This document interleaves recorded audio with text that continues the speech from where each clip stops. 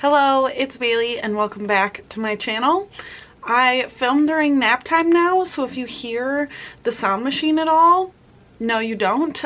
She sleeps like right in this room next to me here, so we're working with it. If I want her to be asleep, you might be able to hear the sound machine a little bit.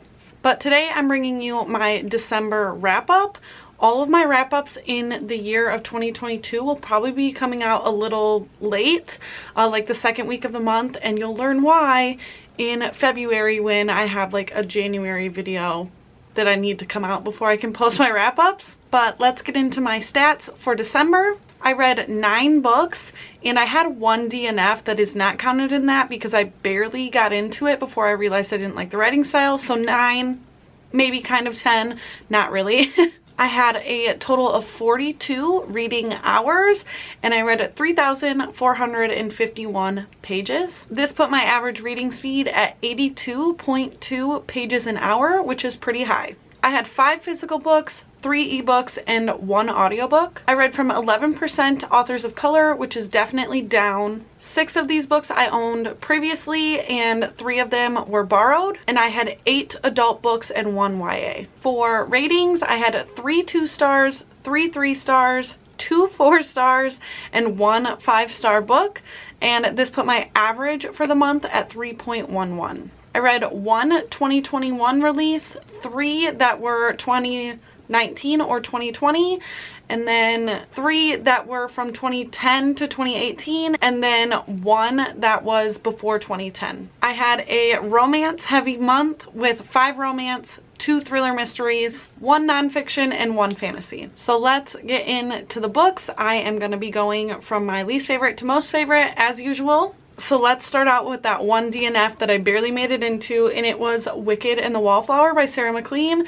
I've realized that Sarah MacLean's writing style just doesn't work for me, so I'm getting rid of this one as well as getting rid of 2 of her other books from like a different series that I had tried and also didn't enjoy the first book, so I'm just getting rid of everything that I had by her. Then for my 2-star reads, I have Survive the Night by Riley Sager. I'm sad to say that one of my favorite authors really had a flop, and I'm gonna pretend that this book didn't happen. Overall, the main character in this was kind of just insufferable. The ending seemed really unrealistic. The world was so small and there were only so many options of what could happen or who could have done something, and I didn't like how it ended up ending. Then I have The Poppy War by R.F. Kuang, which I just quite frankly did not feel smart enough for. It was set too much in war times. We kind of hit the halfway point and the story took a turn towards wartime that I really didn't enjoy. I really was liking the first half, so it kind of bums me out that it went that way. I messaged Ruby from Ruby Red and was like, is the second book just war?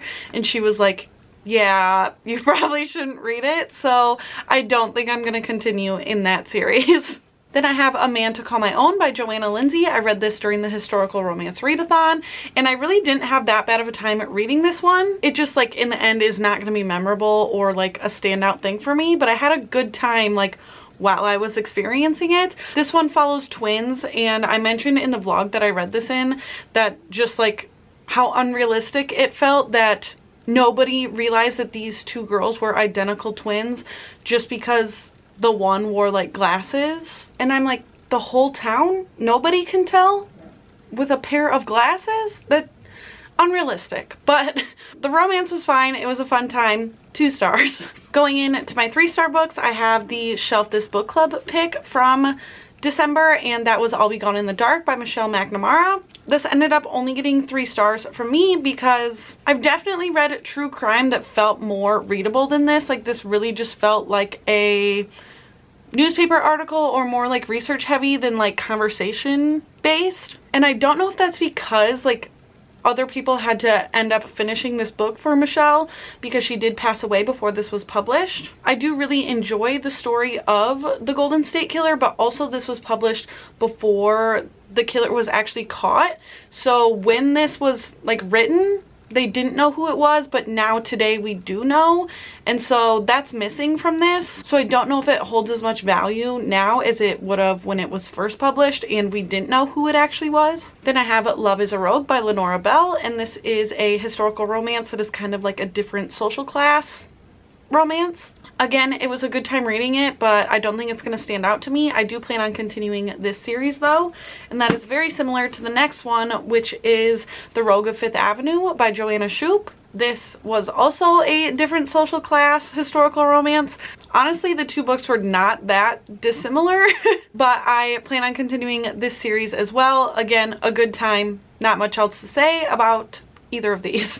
Into my 4-star books, I read The Inheritance Games by Jennifer Lynn Barnes, and I ended up really enjoying this one. I do want to quickly continue in the series and read the Hawthorne Legacy, because I think that my opinion of this first book could change based on what the second book is. I think if the second book is strong, I would stand by my 4-star, even like a 4.5-star rating of this, but if the second book isn't good, I would maybe bump this down to a 3-star. It's really gonna depend.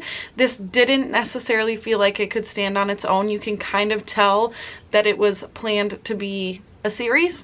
I was pleasantly surprised for this being a YA mystery. Then I have One True Loves by Taylor Jenkins Reid, and Taylor Jenkins Reid really doesn't miss for me. I've enjoyed everything I've read by her. Nothing has been less than a 4-star. And this really deals with the topic of like, do you only have one soulmate?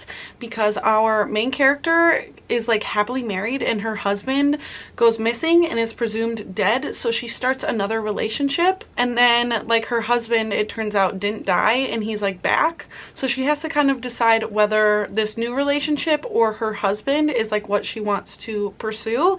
And I really liked how it ended up ending. And then my only 5-star was actually an ARC and a book that doesn't come out until March, but this was highly anticipated for me. I didn't want to wait any longer, and I read my ARC of Hook, Line, and Sinker by Tessa Bailey, and I really, really loved Tessa Bailey. It happened one summer. The first book was a very good book for me in 2021, and like I said, I couldn't wait to read this one.